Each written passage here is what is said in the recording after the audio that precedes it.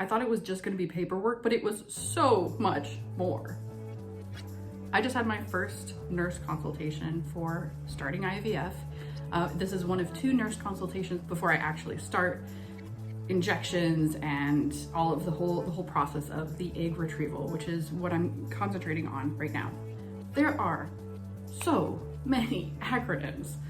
I finally understand at least a few of the things that people are saying on Reddit. If you go to the IVF subreddit and you start reading things, I said this in the last video, I don't recommend doing that, but if you happen to, go down that path, there are a lot of acronyms that it makes it almost impossible to follow what people are talking about. That's a whole other subject. Today we're talking about my very first nurse consultation. I would say that it was a very positive experience. The nurse that we had, her name is Stephanie, and she is super warm. You could tell she really cared about our thoughts. This was also an appointment that we were able to get online, which again is really helpful for us because we're in a long distance relationship. So Justin, my partner, was able to join and ask his questions from Iowa. I was also able to join on Zoom from Philadelphia.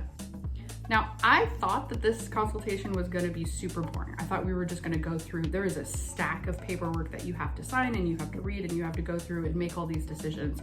I thought we were just gonna do that together, but it turns out we were actually supposed to have all that done before we came to that consultation. Luckily, it was a telehealth appointment, so there was no way we could have submitted that paperwork on the day of the consultation. Again, the nurse that we had was super amazing. She had a lot of great advice.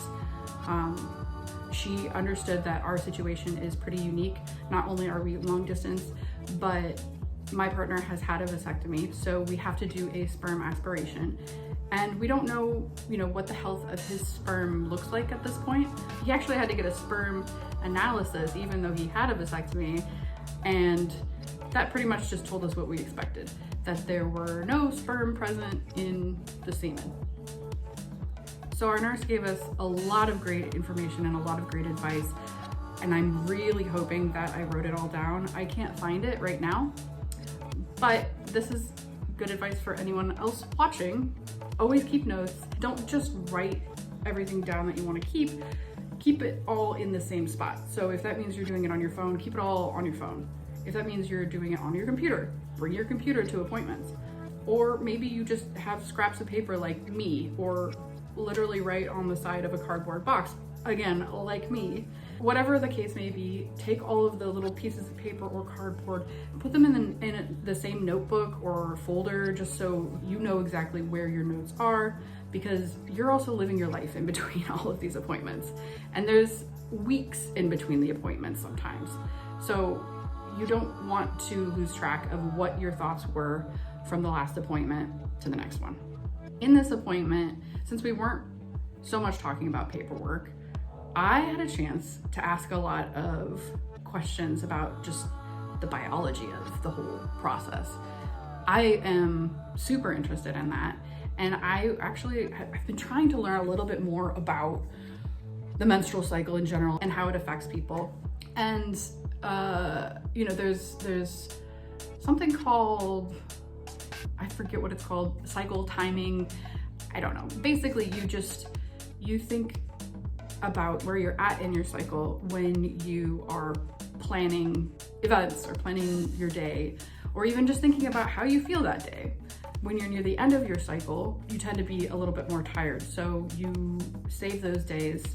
I might be getting this all mixed up, but you save those tired days for more relaxing, kind of more subdued activities. And right after your period, so they call it the follicular stage, you are more likely to be energetic, you're more likely to want to be exercising, to be social. And so this is a great time to plan social activities and to plan exercise activities, or, that big hike that you've been wanting to do. My understanding is I thought there were like 4 phases to the menstrual cycle, but I think you can just break them down pretty easily into 2. And the reason I think that is because of the things that I learned in this nurse consultation. So the follicular phase is the first part of your cycle. So that includes your period, the days that you're actually bleeding, and it includes all the way up until you are ovulating. And then you ovulate, and then after you ovulate, you enter the luteal cycle. And I wondered, what does luteal mean? I still don't know what luteal means. I never took Latin, but I know where that name comes from now. But back to the follicular phase. So in the follicular phase, at the very beginning, there's no follicles, there's no eggs. Your eggs are in your ovaries, they're like part of your ovaries. And in the follicular stage, your body starts releasing estrogen. And this estrogen kind of encourages follicles to form on the outside of your ovary. And each follicle may or may not have an egg. Ideally, each follicle does have an egg, but it's not guaranteed. So these follicles start getting bigger and bigger throughout the follicular phase, and they also release estrogen. So they are telling your body to prepare for the potential of becoming pregnant.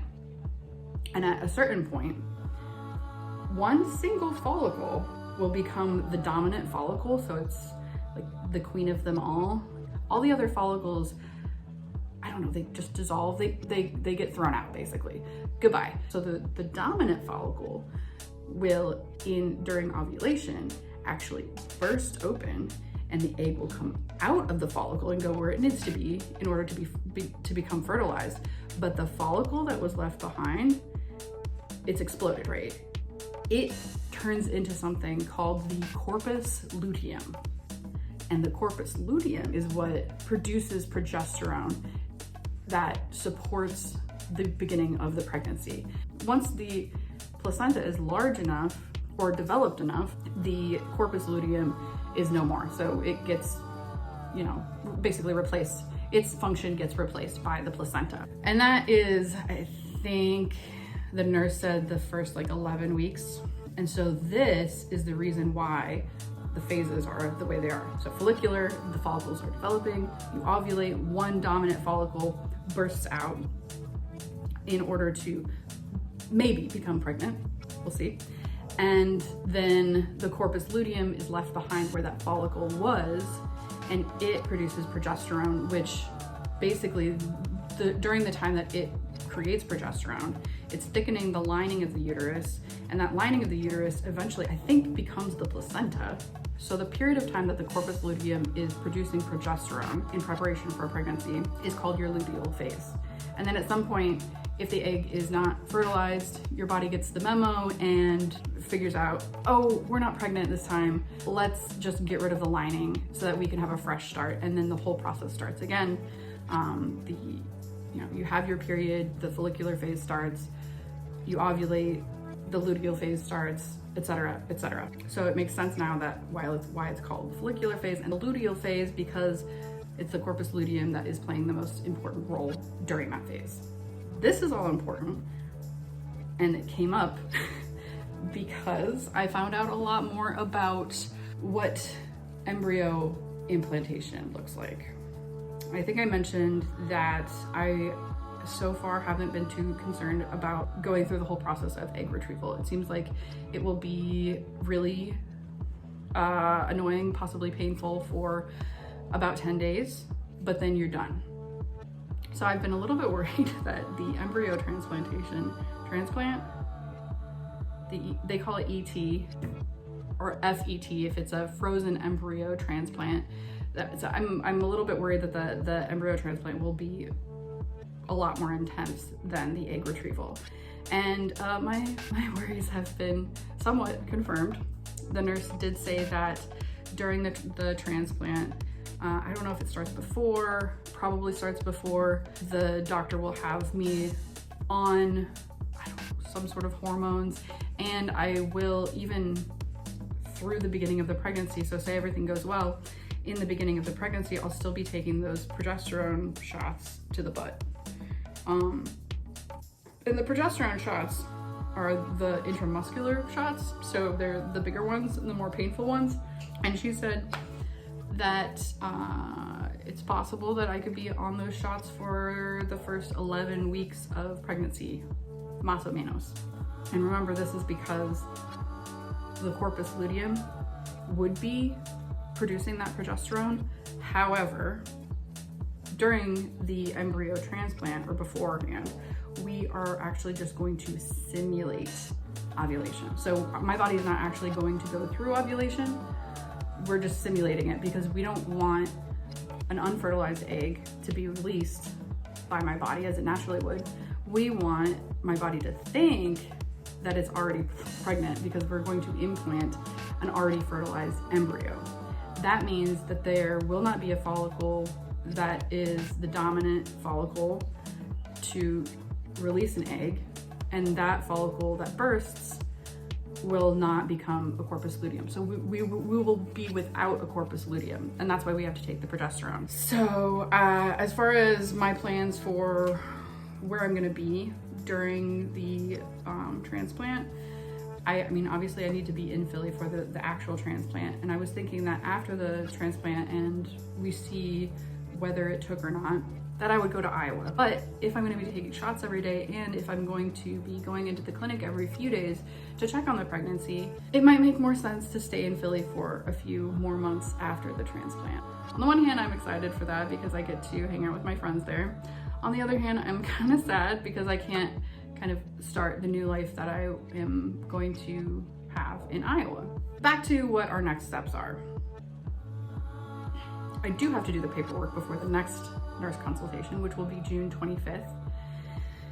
And I have to get it notarized. We have the paperwork, we're working through it. We've got it, I need signatures from Justin and myself, and then we have to go get it notarized together.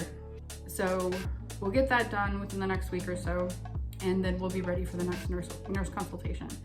In the same week that we have the nurse consultation, we actually have a consultation with a urologist out in Philly. So that'll be the first time that Justin gets to meet the Philly urologist, and we'll get some idea of what process that they want to do, because like I said, there's different types of sperm aspiration that you can do, and what that will look like in the whole schedule of things. Overall, I'm still feeling very optimistic about this whole process. I was really excited to learn more about the biological processes, and I find myself looking at YouTube videos of embryo implantation, or just I wanted to know what an ovary full of follicles looked like, because apparently when you have a lot of follicles, you can feel it. Like, you might feel bloated, and before the egg retrieval, the goal of the egg retrieval for IVF, normally you don't care how many follicles your ovaries produce. I mean, yeah, you want some, but you only need one to get pregnant.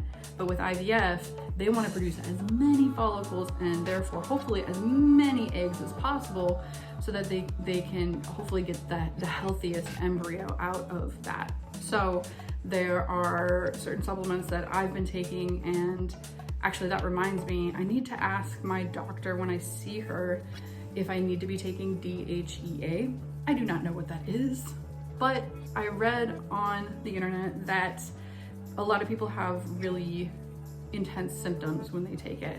But I've also read that that is the thing that really helps your body produce more follicles. So it seems pretty important. It's also really expensive. So I may or may not start taking that. All of these supplements that I'm taking are basically trying to improve the health of my follicles and eggs, and encourage my body to produce more follicles, so that when the egg retrieval happens, hopefully mid-July, we will have lots of eggs, plenty to choose from, and we'll be able to use them to create some nice, healthy embryos. And in case you're wondering how much paperwork, okay, it's not quite as thick as I remembered, but it's a lot. It's plenty. It's definitely longer than some books I've read. That's the next step. Get that paperwork done, go to the consultation, and that consultation, the second one, is going to be the injection training. Thanks for watching this video. If you enjoyed it and you want to follow along, please like this video and subscribe. And if you have any questions, leave a comment below. See you in the next one.